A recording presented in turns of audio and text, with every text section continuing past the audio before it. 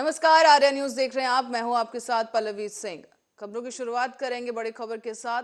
केंद्रीय गृह मंत्री अमित शाह ने शनिवार को झारखंड के देवघर में विजय संकल्प रैली को संबोधित किया है। इस बीच उन्होंने मुख्यमंत्री हेमंत सोरेन की सरकार पर जमकर निशाना साधा और उन्होंने कहा कि झारखंड सरकार देश में सबसे भ्रष्ट सरकार है, इसे लोग उखाड़ फेंकेंगे। हेमंत बाबू, कान खोलकर सुन लो। मैं कोई झिझक के बगैर कह सकता हूं कि सरकार भारत में सबसे भ्रष्ट सरकार अगर कहीं पर है तो झारखंड के। अटल जी ने झारखंड को बनाया था एक सपने के साथ कि झारखंड का विकास होगा। यहां के दलित, यहां के आदिवासी, यहां का पिछड़ा वर्ग जो सालों से अन्याय सहन करता था, वो अन्याय का निवारण होगा। रघुवर जी की सरकार, अर्जुन मुंडा की सरकार ने शुरुआत तो अच्छी की, फिर से हेमंत बाबू आ गए। अरे भाई, कोई मंत्री बनता है, मुख्यमंत्री बनता है तो भ्रष्टाचार करता है तो हाथ से करता है। इन्होंने तो ट्रैक्टर और रेलवे के वैगन से भ्रष्टाचार करना शुरू कर दिया। जरा शर्म करो, शर्म करो। जो पैसा गरीब आदिवासियों के विकास के लिए है, जो पैसा हमारे पिछड़े वर्ग के गरीब भाइयों के लिए, दलित भाइयों के लिए, वो पैसा आज घमंड कर कर दिल्ली के दरबार में पहुंचा रहे हो। हेमंत बाबू, जनता के 1000 आंख और 1000 कान होते हैं। जनता है जो सब जानती है। एक बार चुनाव के मैदान में आ जाओ, दो हाथ कर लो, झारखंड की जनता आपको हटाने के लिए तैयार बैठी है। हेमंत बाबू सिर्फ भ्रष्टाचार नहीं करते हैं, मत बैंक की लालच में यहां की जनसांख्यिकी भी बदल रहे हैं। डेमोग्राफी चेंज हो रही है। घुसपैठिया घुसाकर आदिवासी और पिछड़े बहुल क्षेत्र में आदिवासियों की और पिछड़ों की संख्या कम हो रही है। घुसपैठिए घुसकर आदिवासियों की जमीन हथिया रहे हैं, आदिवासी बच्चियों के साथ अत्याचार कर रहे हैं और ये वोट बैंक की लालच में मुस्कुराते हुए हेमंत सोरेन इसको देख रहे हैं। हेमंत बाबू, ये जो आप कर रहे हो उसको पूरा झारखंड समझता है। झारखंड के पिछड़े वर्ग का हर युवा समझता है, हर बच्ची समझती है। आदिवासी भी इसको समझते हैं। और साहेबगंज, पाकुड़ा, गोंडा, दुमका और जामताड़ा के अंदर आदिवासियों की संख्या घट रही है, घुसपैठियों की संख्या बढ़ रही है। ये बहुत चिंता का विषय है। और अब आदिवासियों की संख्या 35% से घटकर 24% रहेगी। और इसके साथ साथ पिछड़े वर्ग की संख्या में भी कमी आई है। और मित्रों, अब ये जो घुसपैठिए जमीन कब्जा रहे हैं, इसके सामने तो हेमंत बाबू बोलने की हिम्मत ही नहीं रखते हैं, क्योंकि उनकी वोट बैंक और उनकी साथी पार्टी कांग्रेस पार्टी उनको रोक रही है। मगर हम भारतीय जनता पार्टी के कार्यकर्ता ये नहीं होने देंगे। झारखंड के अंदर जनसंख्यिकी नहीं बदलने देंगे। ये झारखंड जिनका है उसी का रहेगा। ये भारतीय जनता पार्टी का निर्णय है मित्रों। और यहां पर साइबर क्राइम का बड़ा हब बन गया। जामताड़ा और देवधर दोनों जगह पे साइबर क्राइम के बच्चों को गलत रास्ते पर चढ़ाकर बहुत बड़े अपराध हो रहे हैं। भारत सरकार ने साइबर क्राइम के लिए जितनी भी मदद देनी चाहिए, हेमंत बाबू के कान में ये गुहार पड़ती ही नहीं है, आगे नहीं बढ़ते। ठीक है भाई, मत करिए। चुनाव आने वाला है 2024 में 14 की 14 सीटें। और इस बीच पाकिस्तान के पूर्व राष्ट्रपति जनरल परवेज मुशर्रफ का रविवार को निधन हो गया है। संयुक्त अरब अमीरात यानी यूएई के अमेरिकन अस्पताल में उनका इलाज चल रहा था और मुशर्रफ एक बीमारी से लंबे समय से पीड़ित थे। परवेज मुशर्रफ की पाकिस्तान की राजनीति में महत्वपूर्ण भूमिका रही है। एक समय पाकिस्तान के सबसे शक्तिशाली शख्स रहे मुशर्रफ का जन्म पाकिस्तान नहीं बल्कि भारत की राजधानी दिल्ली के दरियागंज में हुआ था। लेकिन बंटवारे के समय 1947 में उनके परिवार ने पाकिस्तान जाने का फैसला किया और विभाजन के महज कुछ ही दिनों पहले उनका पूरा परिवार पाकिस्तान पहुंचा। उनके पिता सईद ने नई पाकिस्तान सरकार के लिए काम करना शुरू किया और विदेश मंत्रालय के साथ जुड़े।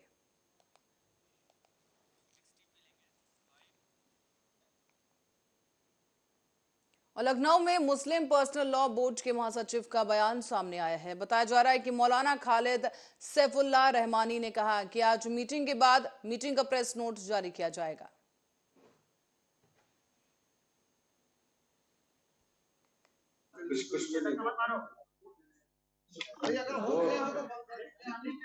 दो बजे इंशाअल्लाह ये मीटिंग खत्म होगी और 3 बजे तक आप लोगों को इस पूरे प्रोग्राम की मीटिंग की रिपोर्ट दे दी जाएगी और उसी से फायदा उठाते हुए आप लोग उसको मीडिया में दीजिए। अलग से कोई प्रेस कॉन्फ्रेंस नहीं होगी, प्रेस नोट आप सब लोगों को तफसील से भेज दिया जाएगा। ये all India Muslim personal law board. और मुंबई से खबर है, जहां कसारा घाट और भोर घाट में आज वंदे भारत का ट्रायल रेलवे की तरफ से किया गया है। 10 फरवरी को प्रधानमंत्री नरेंद्र मोदी इन दोनों वंदे भारत ट्रेनों को हरी झंडी दिखाएंगे और भारत के प्रधानमंत्री नरेंद्र मोदी 10 फरवरी के दिन मुंबई दौरे पर जाएंगे। इस दौरान ही प्रधानमंत्री बोहरा मुस्लिम समुदाय से संबंधित कार्यक्रम में शामिल होंगे और यहां वो अल जामिया तस सैफिया विद्यापीठ का भी उद्घाटन करेंगे। प्रधानमंत्री नरेंद्र मोदी के इस दौरे की वजह से मुंबई पुलिस ने भी अभी से सुरक्षा के कड़े बंदोबस्त करना शुरू कर दिया है।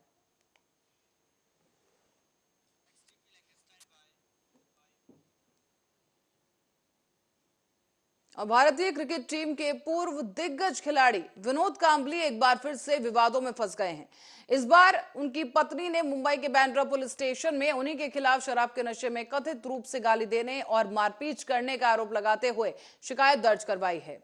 विनोद कांबली की पत्नी की शिकायत के आधार पर मुंबई पुलिस ने उनके खिलाफ आईपीसी की धारा 324 और 504 के तहत मामला दर्ज किया है। अब कांबली की पत्नी ने आरोप लगाया कि विनोद कांबली ने उन पर कुकिंग पैन के हैंडल से वार किया है। कुकिंग पैन का जो हैंडल है उनकी तरफ फेंका, जिससे उनके सर पर चोट लग गई है।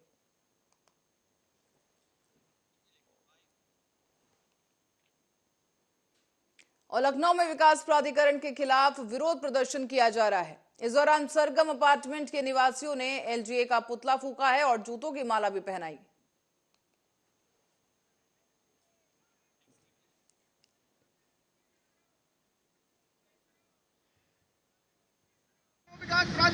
मुर्दाबाद मुर्दाबाद। आगे दिनेश जी भी आ गए, ये बहुत अच्छे नारे।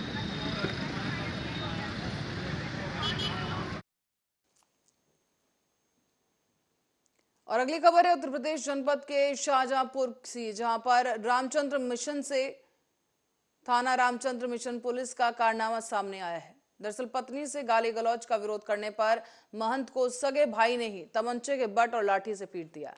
इसके बाद उसके ऊपर मोटरसाइकिल फेंक दी गई और मारपीट में महंत की टांग टूट गई है। आरोप है कि सूचना पर पहुंची पुलिस ने आरोपी पर कार्रवाई करने की बजाय उल्टा घायल को ही पीटना शुरू कर दिया। बताया जा रहा है कि घायल के खिलाफ रिपोर्ट दर्ज कर ली गई है।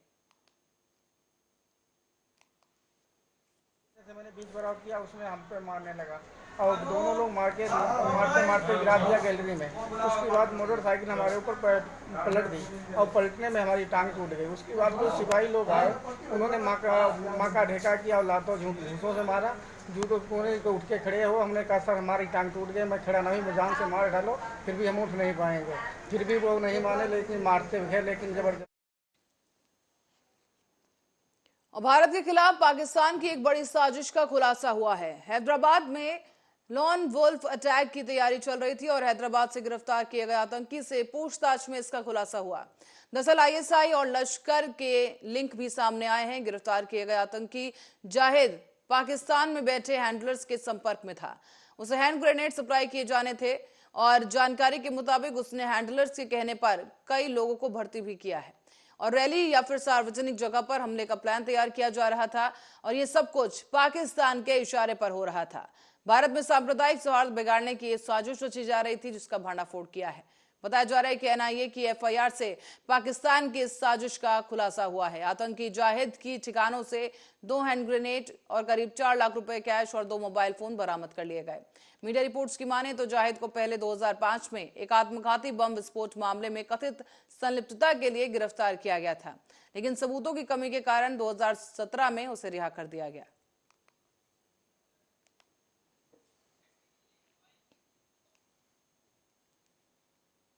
और कल्याण से अजीबोगरीब मामला सामने आया है। यहां एक शख्स ने 2 यात्रियों को इसलिए बंधक बना लिया क्योंकि उसे यह शक था कि उसकी पत्नी का पर्स इन दोनों ने ही चुराया है। दरअसल ये आरोपी अजहर शेख पवन एक्सप्रेस से जयनगर से मुंबई के लिए रवाना हुआ। अपनी पत्नी के साथ यात्रा कर रहा था और सफर के दौरान कार से रहमान की पत्नी का पर्स चोरी हो गया। इसी के शक में इस आरोपी ने सहयात्री पर चोरी का आरोप लगा दिया और इतना ही नहीं बल्कि अजहर ने दोनों को कल्याण स्टेशन पर छोड़ दिया और सीधे भिवंडी स्थित एक घर में ले गया। 2 दिन तक उस घर में उन्हें रखा और छोड़ने के लिए उनके परिवार से 50,000 रुपए की फिरौती मांगी गई। परिजनों को जैसे ही इस अपहरण की जानकारी मिली तो परिजनों ने मुंबई के नागपाड़ा थाने में मामला दर्ज करवाया, जिसके बाद पुलिस ने दोनों को रिहा करवा दिया है और आरोपी को गिरफ्तार कर लिया गया।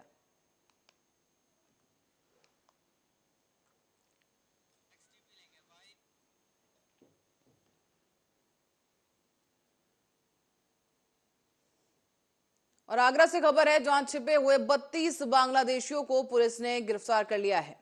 ये लोग आवास विकास कॉलोनी में झुग्गी झोपड़ी में रह रहे थे और पुलिस उनसे अब कड़ाई के साथ पूछताछ कर रही है। दरअसल थाना सिकंदरा पुलिस को इनपुट मिला था कि थाने क्षेत्र के पास एक कॉलोनी के आसपास बांग्लादेशी अवैध रूप से रह रहे हैं। थाना प्रभारी अनंत कुमार शाही ने पुलिस टीम के साथ मिलकर एक सर्च अभियान शुरू किया, जिसके बाद टीम कई जगहों पर पड़ताल करने पहुंची और काफी तफ्तीश के बाद आवास विकास कॉलोनी पहुंची पुलिस, जहां कॉलोनी में खाली पड़े स्थानों पर झुग्गी और झोपड़ी में रह रहे लोगों से पूछताछ की गई तो उनमें सभी बांग्लादेशियों को पकड़ लिया गया है। एक एक कर करीब 32 बांग्लादेशी पकड़े गए जो कि यहां अवैध रूप से रह रहे थे।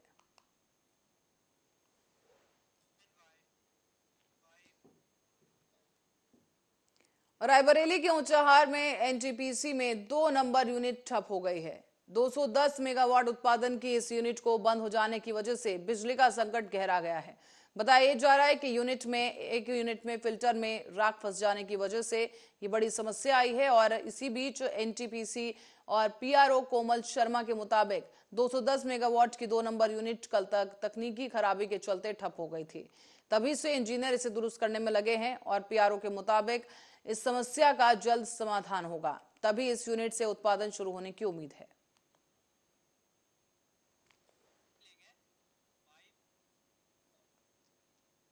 और बुलंदशहर में पुलिसकर्मियों का नया कारनामा सामने आया है, जहां अपराधियों को शरण दी गई और प्रार्थना पत्र देने वाले प्रार्थी के खिलाफ मुकदमा दर्ज कर उसे जेल भेजने की तैयारी कर ली गई। इस कारनामे का खुलासा तब हुआ जब प्रार्थी की पत्नी ने जानकारी देते हुए कहा कि 4 महीने पहले की घटना है, जहां 2 अज्ञात युवकों ने उसके पति पर गोलियां चलाई थी।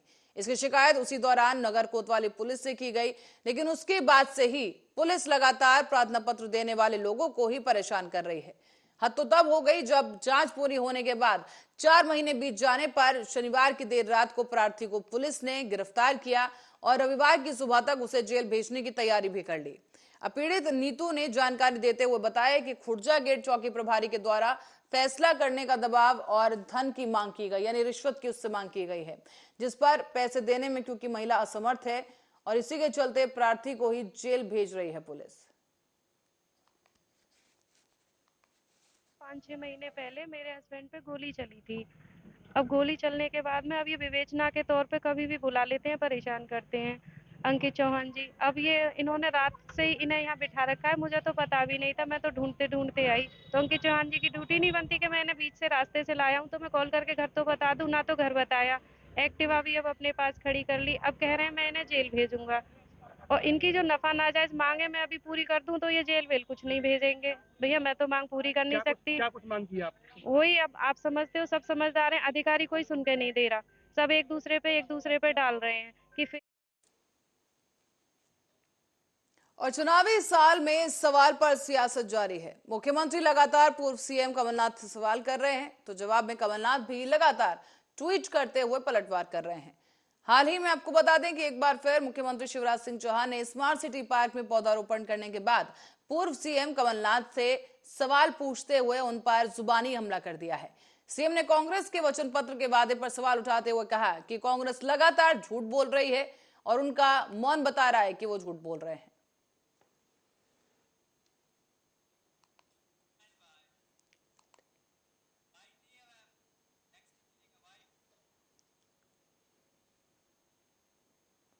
और आपको बता दें कि बच्चों की शिक्षा के लिए अभिनव पहल करते हुए कटनी जिले की एक शिक्षिका प्रतिभा तिवारी एक ऐसा कार्य कर दिया कि उनकी हर तरफ सराहना हो रही है।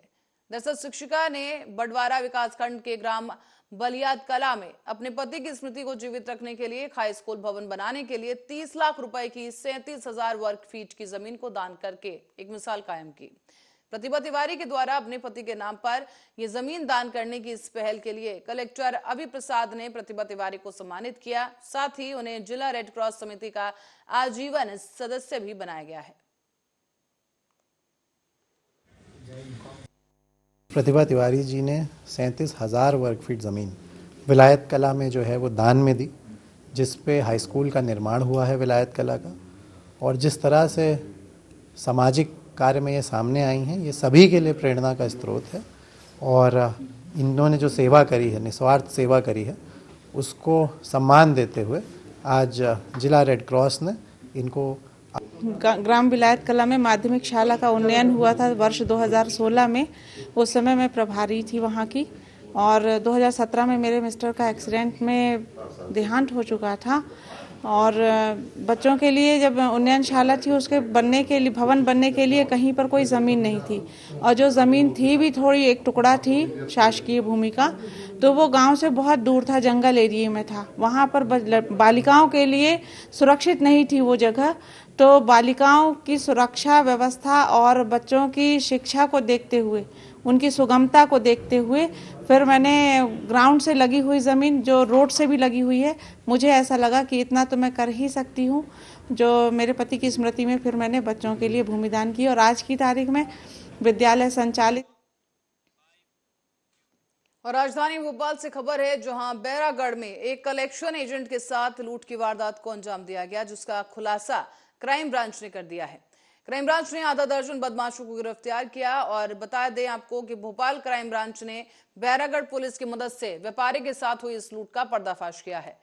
पुलिस ने 5 आरोपियों को गिरफ्तार कर 4 लाख का माल और खरीदी गई 4 मोटरसाइकिल भी बरामद की है। लूट के माल पर आरोपियों ने मौज मस्ती की और इसी के साथ लूट करने की खुशी में आइटम गर्ल्स के साथ मिलकर खूब झूमते हुए नजर आए। थिरकते हुए इन अपराधियों को गिरफ्तार किया गया है। साथ ही आपको बताते चलें कि इनका जो सरगना है उसका बर्थडे मना रहे थे ये लोग, जिसके बाद मुखबिर की सूचना पर पुलिस ने ये बड़ी कार्रवाई की है। क्राइम ब्रांच भोपाल के द्वारा लगातार लुटेरे और बदमाशों के खिलाफ कार्रवाई की जा रही है। पिछले 2 हफ्ते पूर्व बैरागढ़ थाना अंतर्गत व्यापारी के साथ नकदी और मोटरसाइकिल लूट की वारदात काफी सनसनीखेज और चुनौतीपूर्ण थी। क्राइम ब्रांच के द्वारा इसमें काफी टीमें लगातार पता रसी के अथक प्रयास किए जा रहे थे। हमें मुखबिर द्वारा जानकारी मिली कि कुछ बदमाश है जिनके पास अपनी आय के कोई साधन नहीं है, काफी बड़ी मात्रा में मोटरसाइकिल, पैसे, कपड़े लत्ते, खाने पीने, नाच गाने में मौज।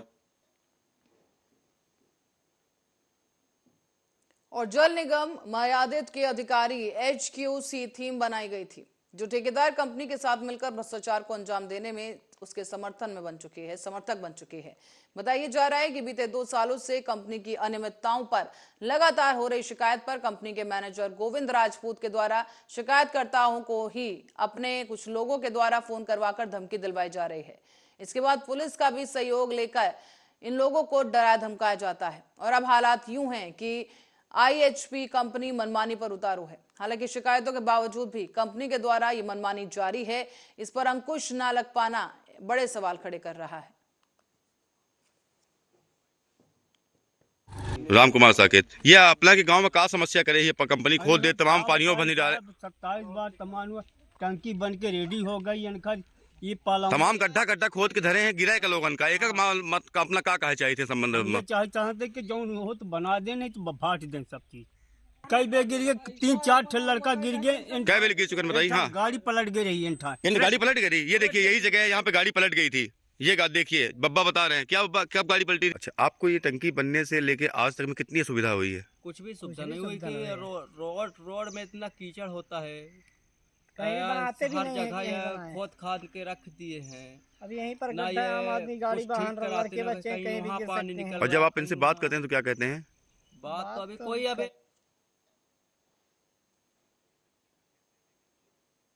और आज कटनी जिले में बहोरी बंद विधानसभा के तेवरी से विकास यात्रा का शुभारंभ किया गया है। ये यात्रा लखनवारा, गुदरी, लीगरी और बिचुआ भेड़ा से होती हुई सलीमनाबाद होकर निकली है। बता दें आपको कि तेवरी का भ्रमण करते हुए तेवरी प्राथमिक स्वास्थ्य केंद्र पहुंची यात्रा, जहां प्राथमिक स्वास्थ्य में बनाए गए नए कमरे का उद्घाटन किया गया है। विकास यात्रा का मुख्य उद्देश्य कामों का लेखा जोखा है। मध्य प्रदेश में भारतीय जनता पार्टी की सरकार 2003 से चल रही है और ऐसा हम कहते हैं, लोगों का भी मानना है, लोगों ने देखा भी है कि भारतीय जनता पार्टी की सरकार का नाम ही विकास है। यह यात्रा 2003 से चालू हो चुकी है, 2022 से 23 में चुनाव होना है। हमने इन 5 वर्षों में, विगत 5 वर्षों में इस मध्य प्रदेश के अंदर, इस विधानसभा के अंदर विधायक जी के द्वारा विधायक निधि से काम कराए जो जा रहे हैं, उनका लेखा जोखा जनता के बीच में प्रस्तुत करना चाहते हैं और उसको करने के लिए ही ये विकास यात्रा है। हम ये बताना चाहते हैं कि आपने जिस विश्वास के साथ हमारे विधायक जी को यहाँ पर चुना था, मध्य प्रदेश में भारतीय जनता पार्टी की सरकार को चुना था, शिवराज सिंह जी के नेतृत्व को चुना था, उस नेतृत्व पैसा नहीं आ रहा है। काहे का पैसा? काम का। किस काम का? रोजगार गारंटी का। कितने महीने से? एक 7 हफ्ता हो गई, 8 हफ्ता हो गया और न पैसा यार। जी हाँ, ये काहे का काम देते हैं आपको? मुनीम है और मुंशी। ये काहे का काम देते, कहाँ से काम देते, काहे का काम दे रहे हैं? वो आप ही पूछिए वहाँ से जाके ग्राम पंचायत से किसको काहे का काम देते हैं। सरपंच से काम मिल रहा, पंचायत से मिल रहा? क्या पंचायत से मिल रहा है, मगर यही है कि ये मकुंदी है जो ये वहाँ का वो है नेट है, रोजगार गारंटी जी। और ये क्या करता है कि किसी भी को कहता है तुमको भगा देंगे, नाम काट देंगे, तुमको काम ठेका से करना हो तो करो, नहीं अपने घर जाओ। अच्छा, ठेका से करवाते हैं? जी हाँ, रोजगार गारंटी में जी। ठेका से नाप के चाहे शाम हो जाए, कुछ लोग भाग जाते हैं उनकी समाज के, मगर। और इस खबर के साथ ही बुलेटिन में फिलहाल के लिए इतना ही। देश दुनिया की तमाम खबरों के लिए देखते रहिए आर्या न्यूज।